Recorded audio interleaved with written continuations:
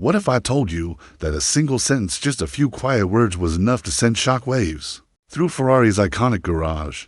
What if I told you that Lewis Hamilton, one of the greatest drivers in Formula One history, has just changed the course of Ferrari's future with a whisper rather than a roar? You're not going to want to miss a second of this, because by the end of this video, you'll see how a new engineer, someone you've never heard of, might be the key to Ferrari's next championship. So grab a seat, buckle up, and stay with me until the very end, because what's happening behind the scenes right now is unlike anything Formula One has seen in years. The car felt alive today. It sounded like a casual remark, just Lewis Hamilton, reflecting after a solid weekend on track. But inside Ferrari's garage, that sentence hit hard. It wasn't just about the car, it was about a person, a new face, someone who hadn't even been officially introduced yet. To most people watching, it seemed like a polite thank you, but to those who understand the politics of Ferrari, it was much more than that.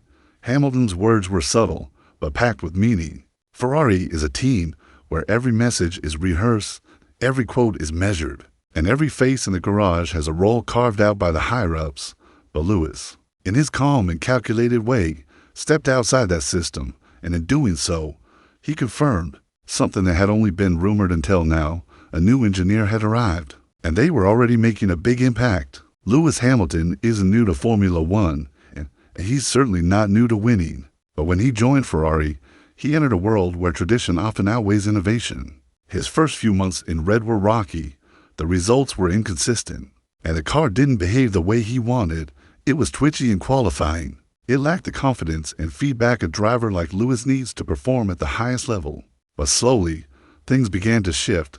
From race to race, his performance started to smooth out. His lap times improved.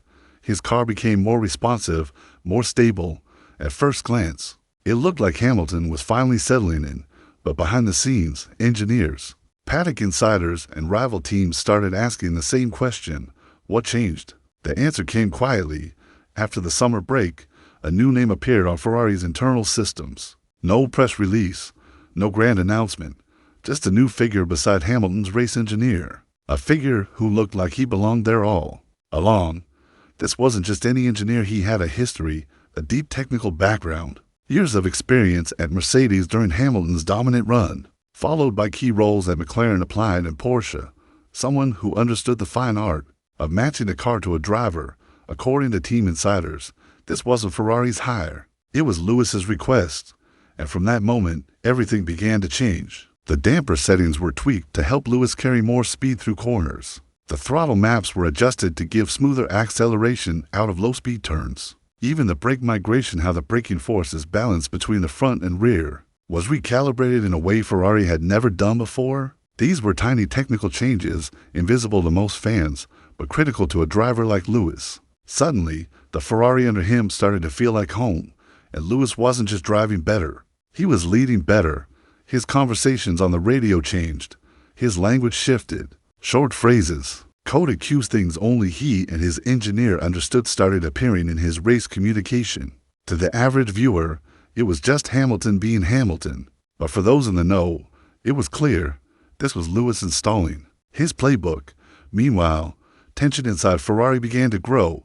Charles Leclerc, Ferrari's golden boy, started feeling the difference. His car no longer responded the way it used to. His feedback, once the team's guiding lights, started clashing with the new direction. In engineering meetings, there were disagreements, quiet at first, then louder. Engineers began to divide, some sticking with Leclerc's aggressive, rear-heavy setup philosophy, others following Hamilton's smoother, more balanced approach. One insider described the situation in simple terms: we're not building one car anymore, we're building two. And this tug-of-war didn't stay internal. For long, after a particularly strong weekend, Lewis was asked about his performance. Instead of giving the usual team-first response, he said, "We've changed how we talk about the car. That's made all the difference." To the outside world, it was an innocent remark, but to Ferrari's inner circle, it was a thunderclap. That was Hamilton publicly crediting someone who hadn't even been officially acknowledged. And at Ferrari, that kind of move is unheard of. The message was clear. Lewis was no longer just adapting to Ferrari. He was starting to shape it, quietly, strategically, and most importantly, effectively. Data from recent tests backed it up.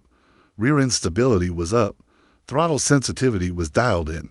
The car's balance was finally coming into Lewis's comfort zone. For the first time all season, Ferrari had a car that felt planted, consistent, and competitive across an entire race weekend. And at the center of it all was one man, the new engineer. His influence didn't show up on TV, it didn't make headlines, but it was everywhere in the setup sheets, in the simulator feedback, in the rhythm of Hamilton's weekend routines.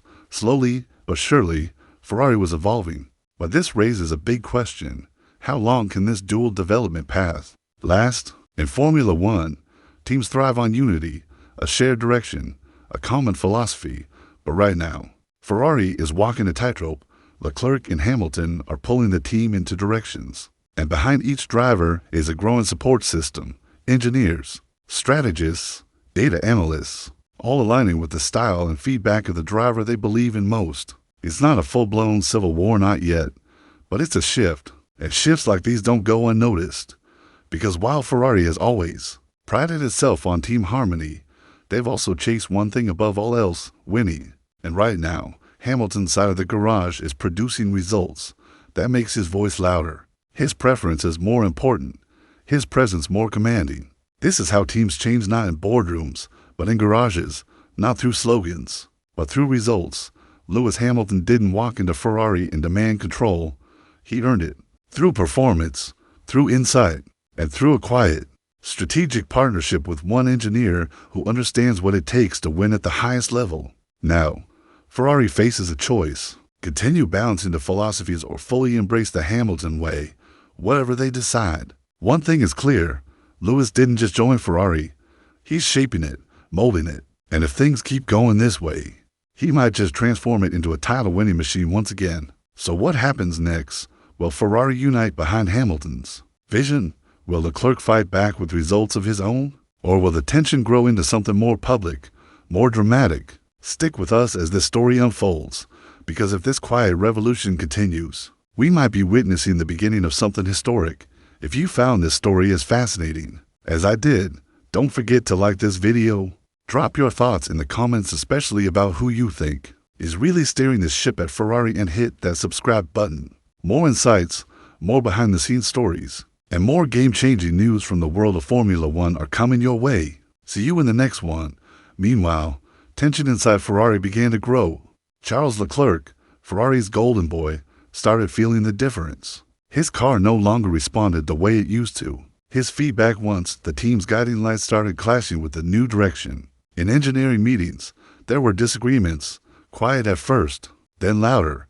Engineers began to divide, some sticking with Leclerc's aggressive, rear-heavy setup philosophy, others following Hamilton's smoother, more balanced approach. One insider described the situation in simple terms: we're not building one car anymore, we're building two. And this tug-of-war didn't stay internal for long.